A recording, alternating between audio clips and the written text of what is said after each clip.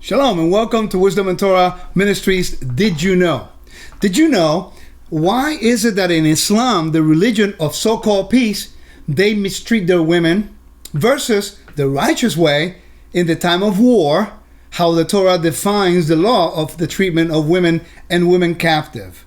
Let's look right into the scriptures right now. Let's go to the book of Deuteronomy, chapters 21, verse 10 to verse 14.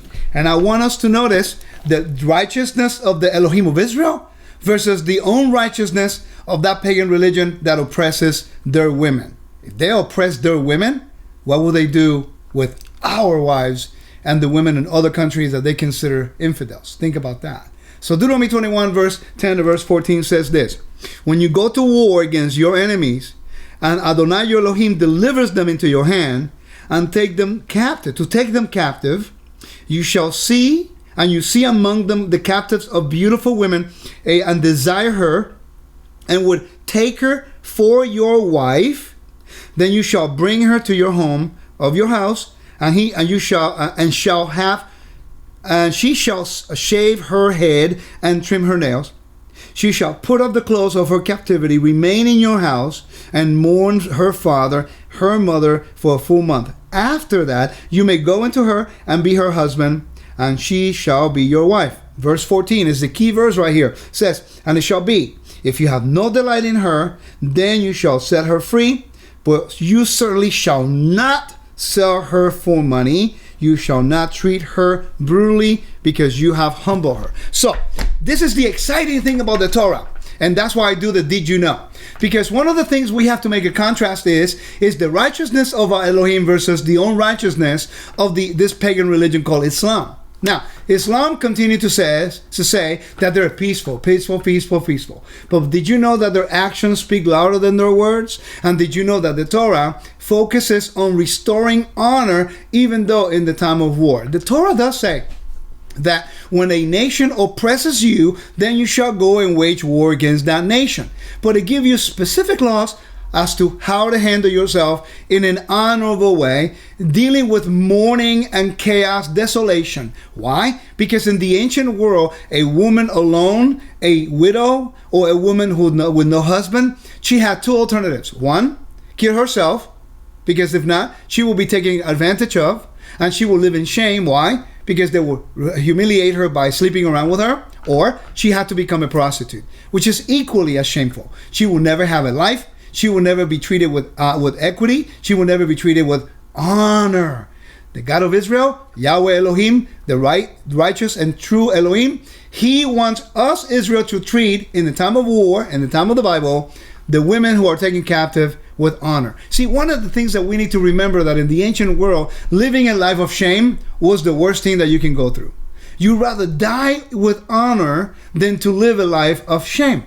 Thus, the Torah, written in that time frame, also speaks how to restore honor to a woman who literally just lost her family, her husband, her parents. She has no identity, no status, nothing. The Torah, my king, the Torah of my king, and the constitution of my king, he establishes righteous justice, righteous judgment, and equity to this woman. She is given space to mourn for her family. She is not raped compared to the actions of Islam. In Islam today, they go into a city, they rape the women, they sell them for slavery, they abuse them, they humiliate them. And that's why the suicide rate amongst all the captive women within the caliphate of the ISO, they are committing suicide and killing themselves, and they're having children that they don't want. Ladies and gentlemen, this is the greatest example to see the contrast between the righteousness and justice of the Elohim of Israel through His Torah and the unrighteousness of the so-called peaceful religion of Islam. Somebody ever challenges you about that Israel is a unrighteous nation? Do they go out and take women captives and rape them? So the question is this: why did they in the ancient world take the women and rape them? Because in the ancient world, the women was in charge of the purity of the house. The men were in charge of the honor of the house. When a kingdom will go and conquer another kingdom, they had to sleep with the women to shame not only their family of the men who died, but also the lineage So no longer will they have an honorable lineage. It will be called and questioned. It was a way to humiliate that country, the God of the country, the husband of that woman, and unfortunately she paid the price. The Torah completely goes away from that. Torah gives Israel specific reasons. If you go to war and you have desire for that woman, then you ought to let her mourn. This is according to a nation when the theocracy, when Israel was under the kingship, they were able to take that woman, but she has to be respected. She has to be given garments. That's a way of honor. She has to be taken in marriage so she can carry the name of her husband. But then if he does not want her, or she can't get away from the fact that you just killed her family. That's one way of looking at it. He is not to sell her.